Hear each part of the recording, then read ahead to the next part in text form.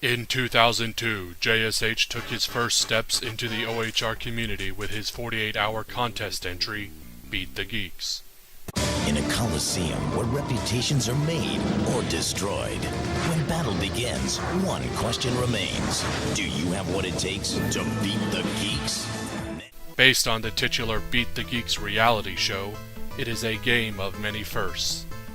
It is the first time the young JSH would use OHR community members in a game, the first time he'd introduce his alter ego Poodles to gaming, and the first time he'd make a game someone might enjoy playing.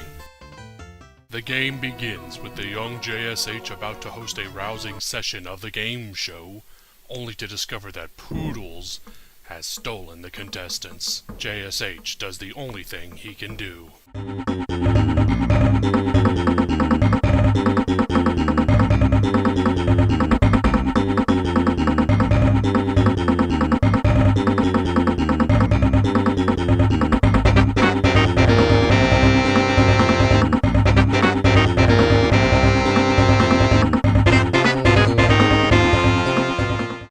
JSH finds his goal in plain sight: conquer the 4 elemental dungeons and destroy Poodles to save the show.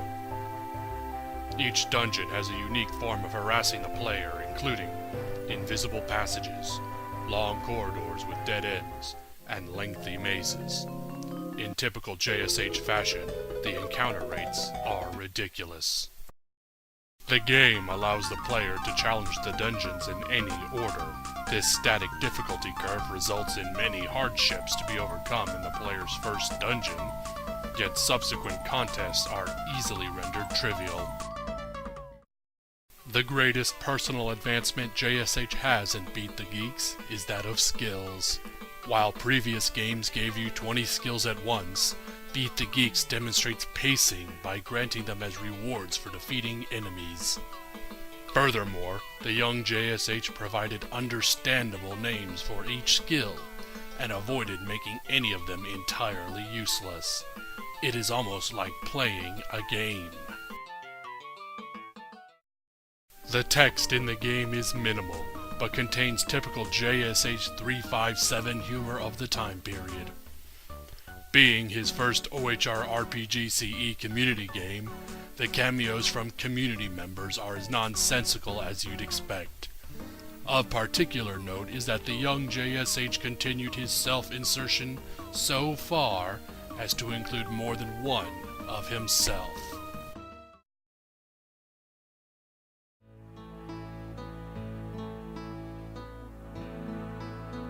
At the end of the day, Beat the Geeks is a surprisingly entertaining package.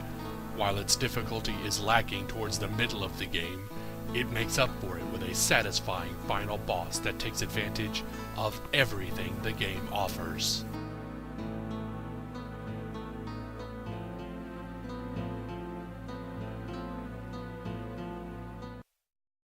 In the historical context of being made in 48 hours and being far, far ahead of his more famous works, Beat the Geeks is a historical milestone in the growth of a game designer.